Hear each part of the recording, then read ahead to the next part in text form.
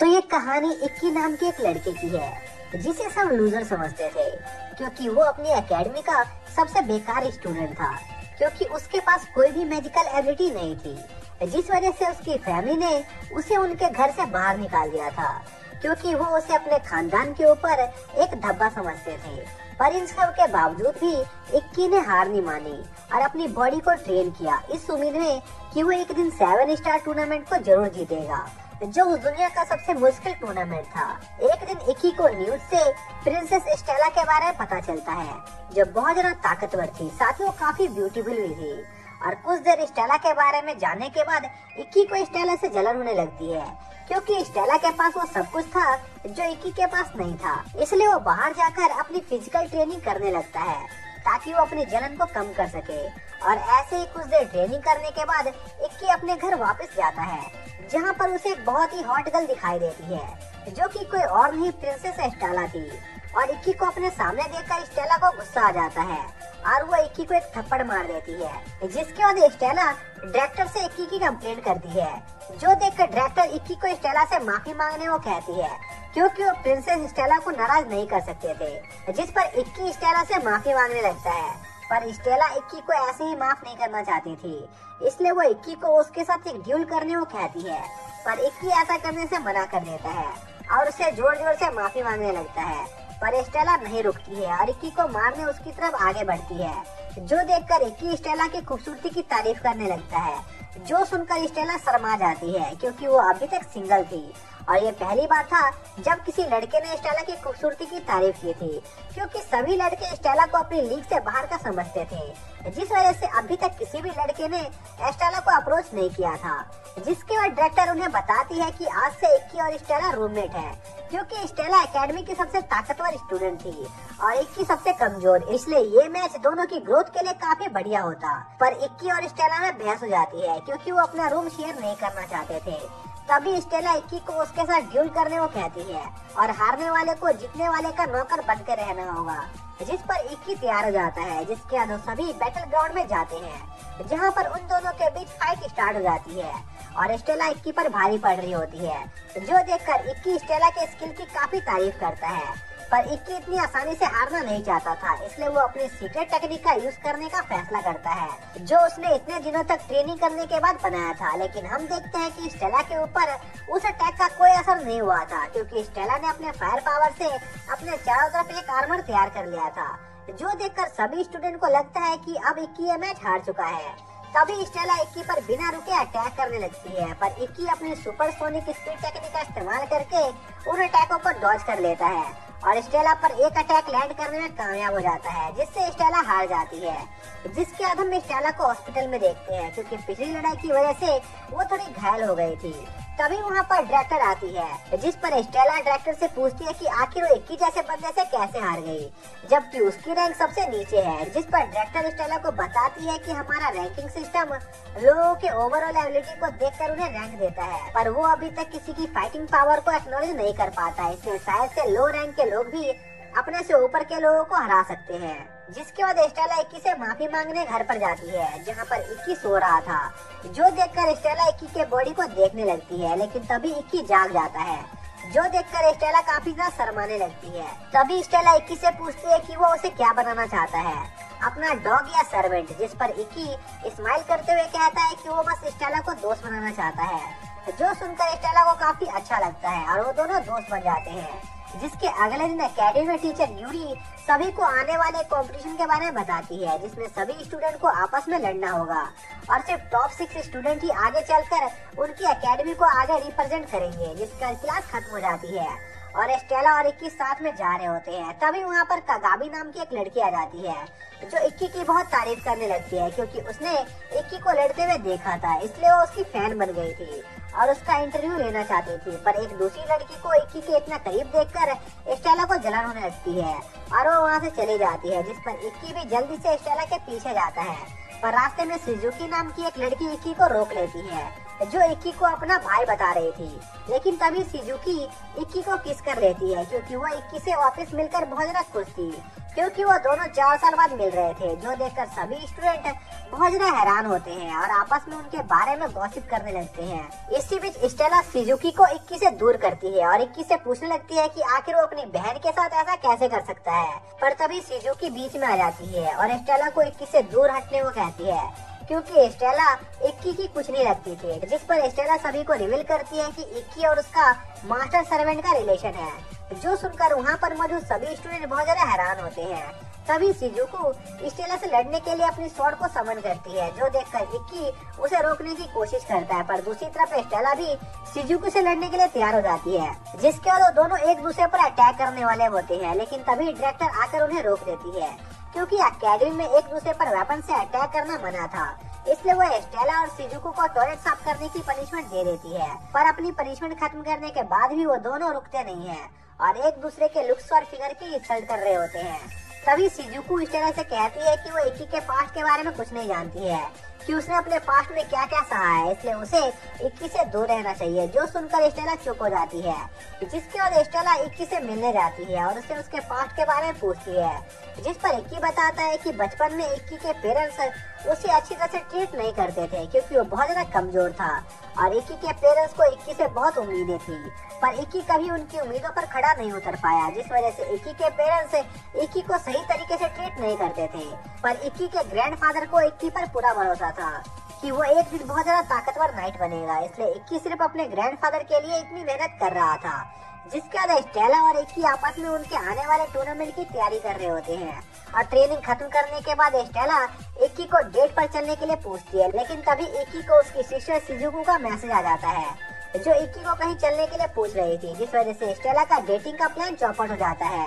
पर अगले दिन स्टेला भी शिजुको और इक्की के साथ मॉल में जाती है, जहाँ पर शिजुको इक्की को एलेक्स से इंट्रोड्यूस करवाती है, जो शिजुको का रूममेट था। पर जब वो लोग मॉल में एंजॉय कर ही रहे होते हैं, उसी दौरान कुछ क्रिमिनल मॉल में अटैक कर देते हैं। पर इसी दौरान इक्की और एलेक्स वॉशरूम में थे, इसलिए वो दोनों किसी तरह उन किडनैपर से बच जाते हैं। पर उन किडनैपर्स ने स्टेला और शिजुको को हॉस्टेज बना लिया था, जो देखकर इक्की और एलेक्स अपने एकेडमी के डायरेक्टर से इस सिचुएशन को संभालने के लिए परमिशन मांगते हैं, जिस पर डायरेक्टर मान जाती है। इसी बीच वो किडनैपर एक बच्चे को पीटने लगते हैं, जो चीज स्टेला से देखी नहीं जाती है, इसलिए वो किडनैपर से लड़ने लगती है। लेकिन तभी वहाँ पर उन किडनैपर्स का लीडर आ जाता है, जो स्टेला के अटैक को ऑब्जर्व कर लेता है और स्टेला से उसके कपड़े उतारने को कहता है, नहीं तो वो बाकी के हॉस्टेजों को जान से मार देगा।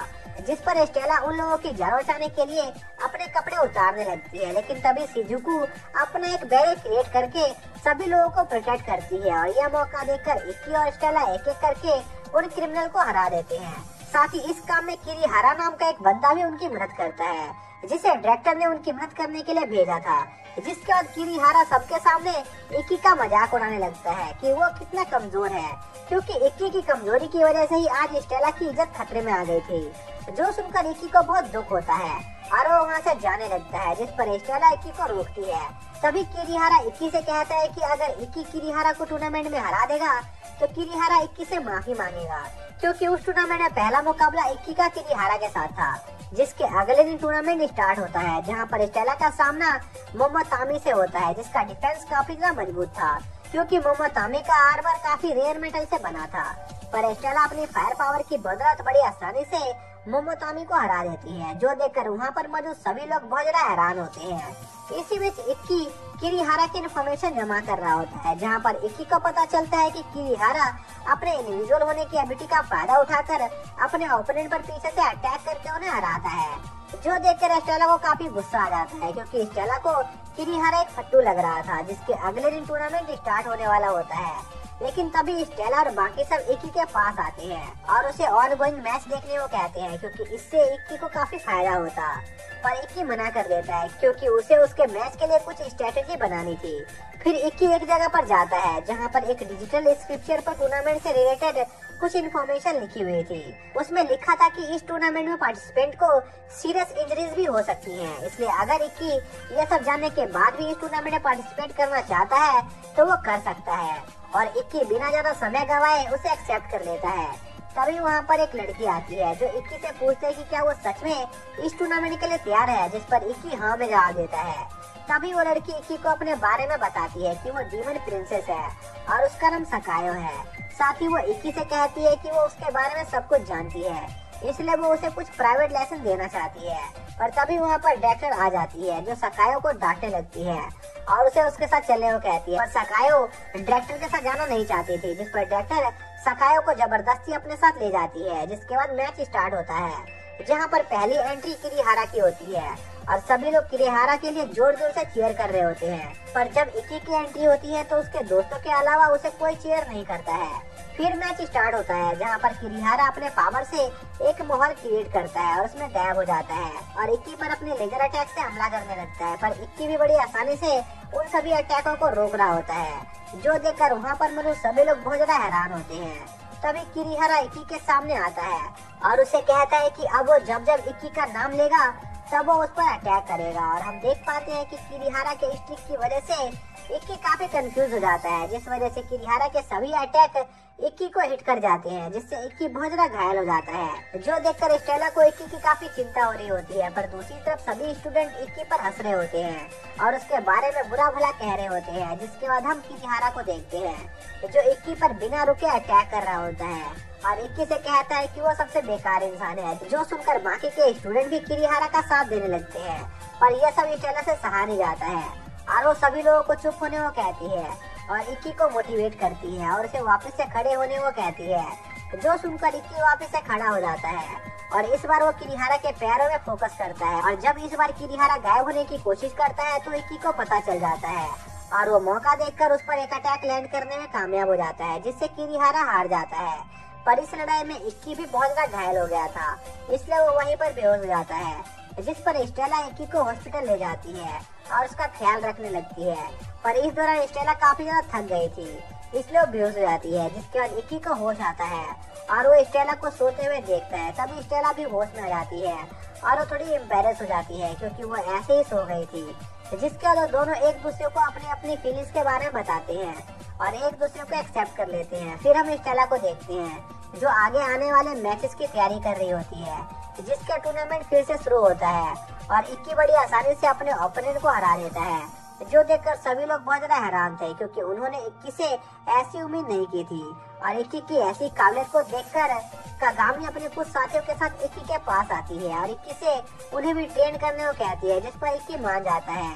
पर यह देखकर स्टेला थोड़ी जेलस हो जाती है। साथ ही क्लास के बाकी के लड़कों को भी इक्की पर गुस्सा आ रहा था क्योंकि क्लास की सारी लड़कियां इक्की के पीछे पड़ी हुई थी, इसलिए वो लोग इक्की को बुली करने का प्लान बनाते हैं। जिसके बाद रात में स्टेला इक्की से कहती है कि इक्की को बाकी लड़कियों को सिखाने से ज्यादा उस पर ध्यान देना चाहिए। पर इक्की कहता है कि अगर कोई उसे मदद मांगेगा तो वो उन्हें मना नहीं कर सकता है, इसलिए वो उन लड़कियों की मदद जरूर करेगा। जो सुनकर स्टेला थोड़ी जेलस हो जाती है और फ्रस्ट्रेट हो जाती है। जिसके अगले दिन इक्की अपनी क्लास की लड़कियों को ट्रेन कर रहा होता है। तभी वहाँ पर दूसरे लड़के आ जाते हैं जो अपने वेपन्स को समन करते हैं और इक्की को उनसे लड़ने को कहते हैं, जिस पर इक्की तैयार हो जाता है और बड़ी आसानी से उन सभी को एक एक करके हरा देता है। जिस पर वो सभी लड़के इक्की से माफी मांगने लगते हैं और उनके ऐसा करने का कारण बताने लगते हैं। वो बताते हैं कि वो इक्की की पॉपुलैरिटी से जेलस हो रहे थे क्योंकि इक्की काफी स्ट्रॉन्ग था, इसलिए वो स्टूडेंट इक्की से उन्हें भी ट्रेन करने को कहते हैं, जिस पर इक्की मान जाता है। तभी वहाँ पर शिजुको और स्टेला आ जाती है और वो भी इक्की से उन्हें ट्रेन करने को कहते हैं, जिस पर इक्की मान जाता है। जिसके अगले दिन सभी स्टूडेंट अपनी ट्रेनिंग करने के लिए कहीं जा रहे होते हैं। तभी स्टेला को एक मैसेज आता है जिसमें उनके अगले ओपोनेंट के बारे में इंफॉर्मेशन थी। उस मैसेज से हमें पता चलता है कि अगले मैच में इक्की का सामना स्टूडेंट काउंसिल के क्लर्क से होगा और स्टेला का सामना सेक्रेटरी ऑफ स्टूडेंट काउंसिल से होगा। जिसके अगले दिन इक्की का सामना उसी क्लर्क से होता है, जहां पर वो लड़का अपनी तेज रफ्तार का इस्तेमाल करके इक्की को हराने की कोशिश करता है, जिस वजह से उस लड़ाई में इक्की को काफी दिक्कत आ रही थी। पर इक्की किसी तरह से उस लड़के को हरा देता है। फिर अगला मैच स्टेला का होता है, जहाँ पर स्टेला का ओपोनेंट स्टेला पर भारी पड़ रही होती है। पर कुछ देर बाद स्टेला उस आदमी को हराने में कामयाब हो जाती है, जिसके बाद शिजुको इक्की के पास आती है और उसे उसकी विक्ट्री के लिए कांग्रेचुलेट करती है और इक्की को उसके साथ सोने को कहती है। जो सुनकर स्टेला को गुस्सा आ जाता है और उसकी शिजुको के साथ बेहोश हो जाती है। तभी वहाँ पर एलेक्स आ जाता है जो उन्हें बताता है कि कोई उनका पीछा कर रहा है और हम देखते हैं कि वो एक लड़की थी जिसका नाम आयजा था।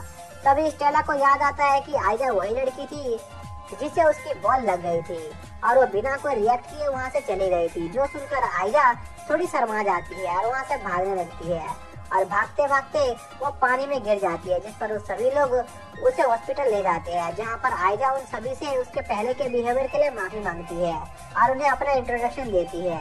तभी इक्की को आयजा के सरनेम से एक आदमी काइडो के बारे में पता चलता है, जो एक महान स्वॉर्डमैन था, जिस पर आयजा बताती है कि वो उसके फादर है। जो सुनकर इक्की बहुत ज्यादा खुश हो जाता है। जो देखकर स्टेला शिजुको से इसका कारण पूछती है, जिस पर शिजुको बताती है कि काइडो एक महान स्वॉर्डमैन था जिसने कई लड़ाइयाँ जीती थी और उसके पास भी इक्की की तरह कोई मेडिकल एबिलिटी नहीं थी। तभी इक्की आयजा से उसके फादर के बारे में पूछने लगता है, क्योंकि वो इक्की के रोल मॉडल थे, जिस पर आयजा बताती है कि अब उसके फादर पहले की तरह एक्टिव नहीं है, इसलिए अब वो किसी भी फाइट में हिस्सा नहीं लेते हैं। जिसके बाद वो लोग आयजा से उनका पीछा करने का कारण पूछते हैं, जिस पर आयजा बताती है कि वो भी एक स्वॉर्डमैन बनना चाहती है, इसलिए वो इक्की से सीखना चाहती है। पर उसमें इक्की से पूछने की हिम्मत नहीं थी, क्योंकि वो बहुत शाय थी। जो सुनकर इक्की आयजा को सिखाने के लिए तैयार हो जाता है, जिसके बाद आयजा और इक्की ट्रेनिंग कर रहे होते हैं, जहाँ पर इक्की गौर करता है कि आयजा का फाउंडेशन तो काफी स्ट्रॉन्ग है, बिल्कुल उसके डैड की तरह, पर वो अपने डैड की स्किल को ही मास्टर करने की कोशिश कर रही है,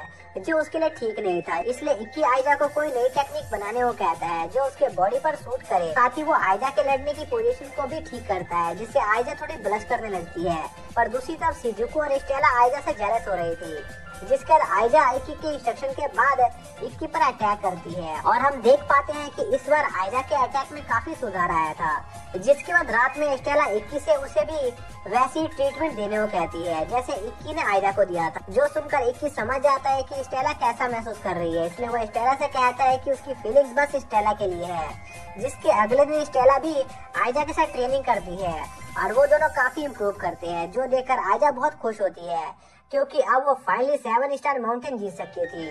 और इतनी मदद करने के बदले आयजा स्टेला और इक्की को रेस्टोरेंट में ट्रीट देने ले जाती है। तभी वहाँ पर कुछ बुरे लोग आ जाते हैं, जो आयजा को हैरास करने लगते हैं और इक्की को उकसाने की कोशिश करते हैं, पर इक्की ज्यादा रिएक्ट नहीं करता है।